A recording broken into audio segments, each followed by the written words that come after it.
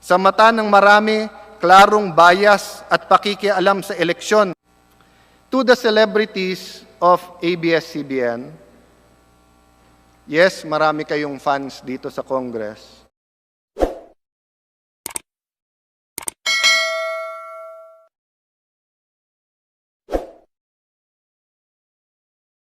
Allow me first to address my comments to the following people or sectors. First, to the Solicitor General and the NTC. To be clear, we take no offense with your legal opinion. Pinapahalagaan namin ang opinion nyo, even if it is contrary to the DOJ and both houses of Congress and to legal precedents. What we do object to and take serious offense with is the furtive manner by which you deliberately and maliciously undermine the authority of Congress. March 10, nagsalita na mabibigyan ng provisional authority. It was only on April 30 na sumulat ang Solgen sa NTC. It was only May 3 that he made the threats to NTC public. And when the investigation takes place, we have evidence that there was collusions with some private individuals to stir up, the basis for all of this. But the point is, Mr. Speaker, we can only act based on the best information we have. And when you come to Congress, especially if you are part of the government, we expect you to tell us the truth. And if you make a mistake or change your mind, we expect you to tell us right away so that we can remedy the situation. The NTC gave its testimony and commitment on March 10. If you had any objections, Mr. Solicitor General, why did you not communicate with Congress? Why choose to remain silent for close to 2 months and on the eve of the opening of Congress, come out with your threats to the NTC? As a fellow lawyer and government worker, we should be working together and not trying to bring each other down. The media establishment, let me address this to you, mga kapatid po natin sa media. I respect that you have a stand in calling for a hearing. Katulad po ng statement ng Senate media na mga kaibigan natin. I respect that you are calling us out for our failure to do this sooner. I even respect that some of you put the blame on me, on Alan Peter Cayetano personally. But when you blindly call for the approval of the franchise, without having heard all the sides of the story, then you show yourselves not as advocates of fair and balanced presentation of the facts, as is taught in all the schools that teach journalism, as journalists are sworn to. But you simply become plain and simple propagandists. Kung hiningi niyo po sa amin na mag-hearing at mag-action kaagad, nire-respeto namin yun. Pero hingin niyo sa amin, ipasa na lang namin, pikit mata.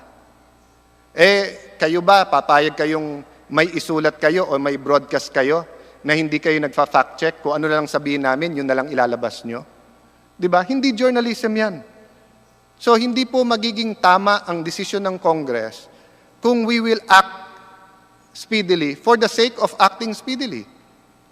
And I cannot respect that. Do not weaponize this issue for your own personal agenda. This is a disservice to the very public in whose name you claim to stand for. Again po, hindi ko po sinasabing lahat, may iilan lang. Some may say that they are in the service of the Filipino people. Pero sa gitna ng sakuna, gusto nyo, kayo ang unahin namin kaso sa kababayan natin. Kayo nga isang dahilan kung bakit may mga issue ang network na ito Sa mata ng marami, klarong bias at pakikialam sa eleksyon na bawal sa atin batas ang ginawa ninyo at ginamit nyo yung network na ito. 2004, 2010, 2016, 2019. Tapos tatakpan nyo yan by saying it is against press freedom. Hindi po natin nilalahat ang mga journalist. Ngunit tulad din ng pagpapakita ninyo na ang lahat ng politiko ay korap, na lahat ng pulis ay abusado, damay-damay na ang buong institusyon sa maling gawain ng ito.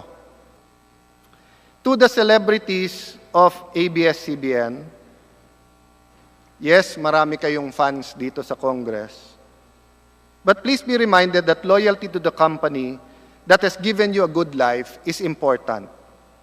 But you cannot cry injustice and blame public servants when you lose your paycheck or your show, yet not take notice of the fact, yes, the fact, that there are grave issues against your network. These include alleged violation, again, alleged violations of labor laws, tax laws, and even constitutional law, even election laws. By all means, let your voices of support for your network be heard. By all means, sabihin natin sa kababayan ang mga magandang nagawa ng network. But if you really want to join the public debate, find it in your heart, find it in your indignation to also support due process and fact-finding as the issue is imbued with public interest, not just your interest.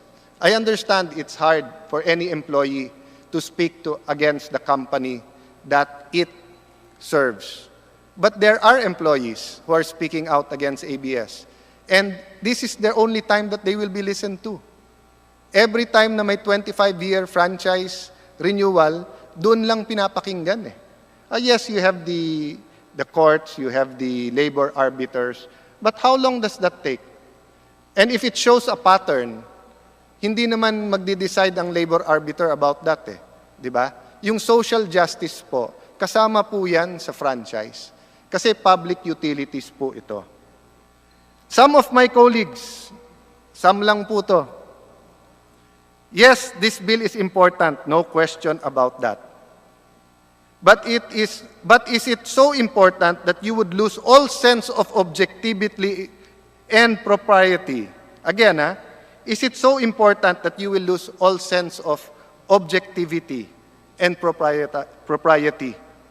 How dare you belittle the tremendous work this Congress has done in the past 10 months? Shame on you for insulting your own house and colleagues and calling your colleagues inutil and tamad. To the senators, allow us to do our jobs.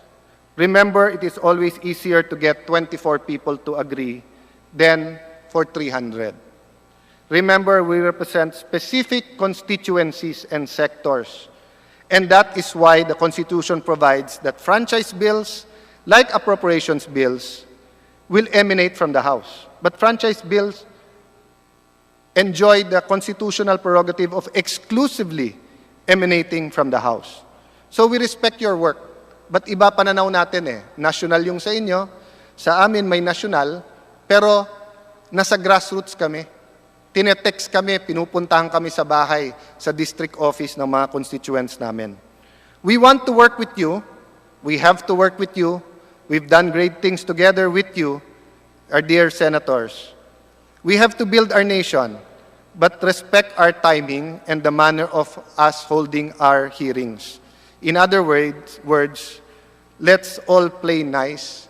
Let's not just pretend to be nice to each other. Sa mga dilawan, nothing I say will make you agree with me. You don't even agree on the facts, simply because you think your opinions are law and are always correct. Former Senator Trillanes and you deserve each other. Kayo na lang mag-usap. Pero konting advice, and take it from me, don't disagree with him, papatayan kayo ng mic. Sa mga DDS o diehard Duterte supporters, I know you want to shut down ABS-CBN. Believe me when I say I hear you. Many in this August hall hear you. Congress hears you. As a friend and political ally of the President, part of the purpose of having this hearing is to make sure that history will judge our actions as just, na may hustisya po. And that the world will not blame the Duterte administration in case the franchise application is denied. So it's only by having these hearings where we will be able to justify to our people now and where history can look back and say, tama pala na binigay nyo yung franchise ng 25 years. Or mali pala, dapat pala hindi nyo binigyan. O tama pala na hindi nyo binigyan.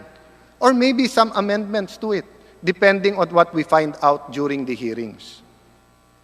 I was the one who filed the application for a temporary restraining order and spoke against ABS-CBN during those crucial moments before the 2016 elections. I have not wavered that the network has to be held accountable. But true accountability can only flow from fair and thorough hearings. Lastly, to the management and employees of ABS-CBN, alam po namin na sa panahon ng COVID, marami po ang umaasa sa balita ng ABS-CBN. Hindi lang sa panahon ito, kundi sa iba pang mga sakuna at trahedya ng mga nagdaang taon. Nandun po kayo. Ngunit sa kabila ng lahat ng ito, kailangan pa ding sagutin ang mga katanungan ng mga tao. Ang konstitusyon sinasabi na kailangan ng renewal ng franchise. And this is the time to ask the questions. There is no question that you have been part of nation building, part of the Philippine history, part of who we are today. But as you yourself have said, through your officers, you are not perfect. You are not a perfect network. And I agree. Why do I agree? Wala naman pong perfecto talaga, Diyos lang. No one is perfect. And that is why we need these hearings. If it is done properly, we will emerge stronger and unified, having laid to rest one of the most politically charged issues of our time. But to do this, we need everyone's cooperation, understanding, and open-mindedness.